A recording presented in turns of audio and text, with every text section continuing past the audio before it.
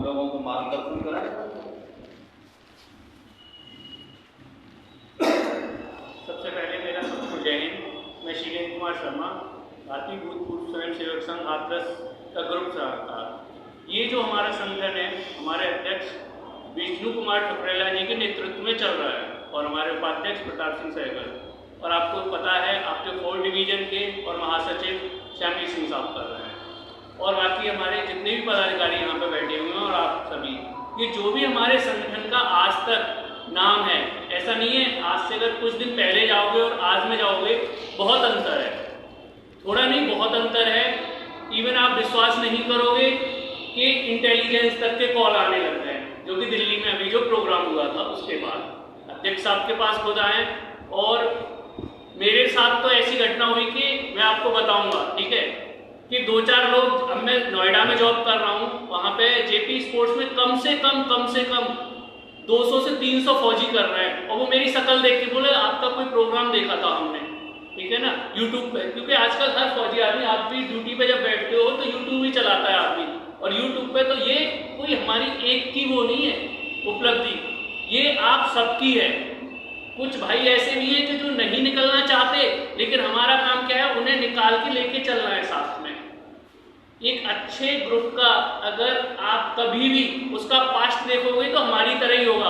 आज किसी बड़ी पार्टी को देखोगे तो उसके कम से कम 50 साल आप पीछे जाओगे तो वो भी एक छोटे परिवार में, ये संगठन नहीं, एक छोटा परिवार है, और एक छोटे परिवार की तरह ही वो खड़े हुए और आज वो आगे हैं।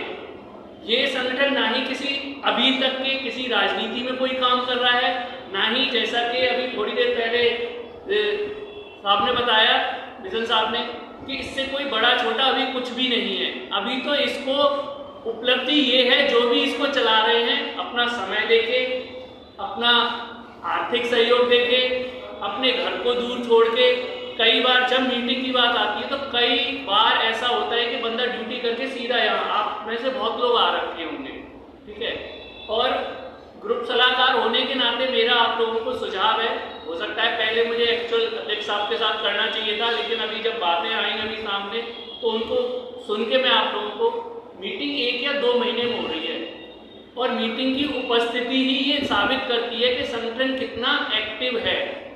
अगर जैसे ये आप बाद में पदाधिकारी, आप सबके सहयोग से आप अपने सारे विचार यहाँ दे सकते हो कि आप सभी मीटिंग में नहीं जा सकते हो, तो आपके जैसे यहाँ 4th में श्यामी सिंह साहब को बना रखा है, उन्होंने ये मीटिंग कराई, तो इस मीटिंग को सफल बनाना आप सबका कर्तव्य है। ऐसे ही 1 में, 2 में, 3 में, और जब पूरे संगठन की मीटिंग होती है तो किसी एक में आना, और या फिर आपका रिप्रेजेंटेटिव बोलते हैं, जैसे अगर श्यामवीर साहब आपको लीड कर रहे हैं यहाँ पे, तो वो आप लोगों के रिप्रेजेंटेटिव है, आपकी बात उन तक जाएगी, उनकी बात वो आपकी बात है। अगर वो संगठन में अपनी तरफ से कोई भी बात रखते हैं तो वो बात उनकी ना होके वो पूरे आपके 4th डिवीजन की है, ये तो वही संगठन की बात। अब हम आते हैं आम मुद्दे पर, जो आपकी समस्या है पेमेंट की। सबसे बड़ी पेमेंट की समस्या ये है कि यहाँ कोई किसी के बिजली विभाग में सुनता नहीं है। मैंने बिजली विभाग में SSO भी किया है और उसके बाद मैंने बाबू भी किया है 4th डिवीजन प्रशासनिक में, ठीक है ना। यहाँ जब फौजी आदमी जब जाता है तो हमारा ही फौजी आदमी, ये बैठे हैं साहब, इनसे पता कर सकते हो, एक तो हमारी अंदर ईगो आ जाती है। हमें अगर गलती से मुझे ही आप अगर यहाँ अच्छी जगह पे बिठा दोगे तो मेरे अंदर ईगो आने लगेगी। जिनके साथ आज मैं यहाँ बराबर में बैठा हूँ, मुझे उनके नजदीक बैठने से शर्म आने लगेगी। ये फौजी आदमी के अंदर सबसे ज्यादा होता है, जो हम कहते हैं ना कि फौजी आदमी भाई भाई। या आप कहीं भी जाके देख लेना, किसी फौजी आदमी को सिविल सर्विसेज मिल जाए और उसमें वो कहीं भी बैठ जाए तो वो फौजी आदमी को शायद पहचानता भी नहीं है। जबकि फौजी आदमी का सबसे बड़ा कोड वर्ड क्या होता है, जय हिंद बोलने से उसको समझ जाना चाहिए कि ये देश से जुड़ा हुआ या कहीं सेवा करके आया हुआ है, लेकिन वो उसको नेगलेक्ट करता है। वो नेगलेक्ट क्यों करता है, उसका रीजन है कि हम लोग कभी एक नहीं हो पाए। ना तो हम देखो आर्मी में एक हुए, ना हम यहाँ आके एक हुए। वहां पे हम पे राज किया अफसरों ने, सीधा सीधा आपको पता है। एक कल का लेफ्टिनेंट आया, उसको ABCD नहीं पता, लेकिन वो हम पे राज करके चला गया। क्यों चला गया? उसको ज्ञान तो हमने ही दिया, मैंने ना दिया तो आपने दिया, आपने ना दिया तो इन्होंने दिया, ज्ञान दिया। ऐसे ही यहाँ पे बहुत सारे ज्ञान वाहक घूम रहे हैं और हम उनके बहकावे में आके एक ही नहीं हो पाए। आप में से शायद ही ऐसा कोई होगा जिसने पैसे ना दिए हों दिल्ली के नाम पे। क्या वो वहां पहुंचे जहां पहुंचना चाहिए था? नहीं पहुंचे, नहीं पहुंचे। आप लोग जितने भी हाथरस डिस्ट्रिक्ट का जितना पैसा कलेक्ट हुआ, क्या दिल्ली पहुंचा? हम बोलते हैं दिल्ली ना जाए, लेकिन वहां हमारे भाई बैठे हैं। आज देखिए, अगर OROP लागू होती है तो वो किसी एक के लिए लागू नहीं होगी, वो सभी के लिए लागू होगी और पूरे भारत देश के जितने भी सैनिक हैं उन सब के लिए लागू होगी। लेकिन संघर्ष कुछ ही लोग, और ये तो भारत का इतिहास रहा है कि फांसी पर तो कुछ ही लोग चढ़ेंगे, जैसे भगत सिंह, राज कोई और करेगा। कुर्बानी किसी ने की थी और सत्ता किसी और के हाथ में आई थी उस टाइम, और आज नाम किसी और का है। ये जीता जागता उदाहरण है आप लोगों के सामने। क्या उस लड़ाई में बहुत सारे लोग ऐसे नहीं जिनका आज तक नाम नहीं है? ऐसे ही इस OROP में होगा। जो आज लड़ रहे हैं आप देख लीजिएगा, उनका कहीं नाम नहीं आएगा। और जब फाइनल पे जब ये होगा कि OROP 2 रिकमेंडेड हो गई और लोगों के अकाउंट में पैसे आ गए, पॉलिसी बन गई, उसका क्रेडिट कोई और उठाएगा। ये मैं आपको बता रहा हूँ। और ये बिल्कुल आप सब मुझसे एज में ज़्यादा हैं, पर ये एक्सपीरियंस है ऑफिस का मेरा, कि ऑफिस वाले बंदे के साथ कोई चीज़ कहीं की छुपती नहीं है।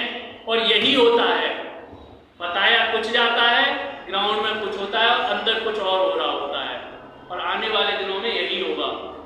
तो मेरी, और यही नहीं, आपके बीच योगेंद्र साहब बैठे हैं, पूछिएगा कोई भी संगठन साहब, अब ये संगठन तो एक्टिव साहब की वजह से है, बीच बीच में थोड़ा ये भी हुआ था कि नहीं है, मैंने कहा नहीं चलने दो। योगेंद्र साहब से पूछो, हादसा भी हुआ हाथरस के अंदर, मैं इनसे 2 बार 3 बार मिलके भी आता था कि कोई भी दिक्कत हो आप बताइएगा। तब तो मैं किसी से शायद साहब वगैरह से जुड़ा भी नहीं था। कोई भी हो, प्रॉब्लम हो, मुझे बताइएगा। मैं हाथरस में रह रहा हूँ, आप बिजली घर में ड्यूटी कर रहे हैं, मैं आधी रात 12 बजे पहुंचूंगा। इनका ट्रांसफर भी हुआ, बोले मैं अब यहाँ नौकरी नहीं कर पाऊंगा। ऐसे ही कोई लाइनमैन की गलती से हादसा हुआ था। गलती लाइनमैन की ही होती है, आता SSO के ऊपर है हमेशा, ठीक है ना। तो इन सब चीज़ों से बचने के लिए, जैसा कि श्यामवीर साहब ने भी बोला था और खैर साहब ने भी बोला था, संगठन को ताकत किसकी होती है? व्यक्तियों की ताकत होती है। एक एक मिलके 11 होते हैं, ना कि 2 होते हैं। तो मेरा आप सबसे यही अनुरोध है कि आप सब इकट्ठे रहें। देखिए, अगर हम सेना में आज कार्यरत होते तो बहुत सारी चीज़ों के लिए हमें बिना बताए दोपहर को बोल दिया जाता था कि आप वहाँ चले जाइए, और वहाँ शायद हम पूरा दिन थाली में बैठ के आ जाते थे।